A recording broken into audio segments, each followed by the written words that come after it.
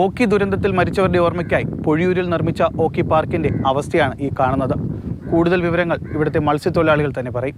കള്ളക്കടൽ വരും മുമ്പ് ഇവിടെ നല്ല ഒരു ഓക്കി പാർക്ക് ഉണ്ടായിരുന്നു. കൊച്ചുകുട്ടി കളിക്കാനും തീരെ കൊച്ചുകുട്ടികൾ കളിക്കാനും അല്ലാതെ ഈ വിസിറ്റുകൾ വന്നിട്ട് ഈ ബാത്റൂമിൽ പോകാനും ബാത്റൂമിൽ നല്ല സൗകര്യങ്ങളുണ്ടായിരുന്നു. കള്ളക്കടൽ വന്ന ശേഷം കംപ്ലീറ്റ് നശിച്ച് എല്ലാം തീർന്ന് പോയി.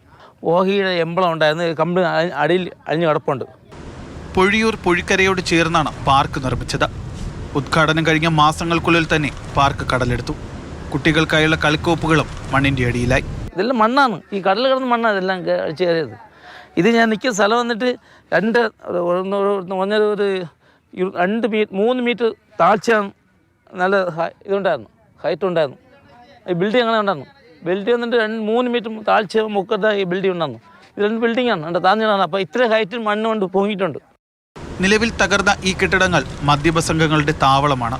രാത്രിയെ കഴിഞ്ഞാൽ പുറത്തു നിന്നെത്തുന്നവർക്ക് പ്രദേശവാസികൾ വിലക്കേർപ്പെടുത്തിയിട്ടുണ്ട്. രതീഷ് ബെൻപകലിനൊപ്പം ജിബിൻ JB, മാതൃഭൂമി ന്യൂസ്, തിരുവനന്തപുരം.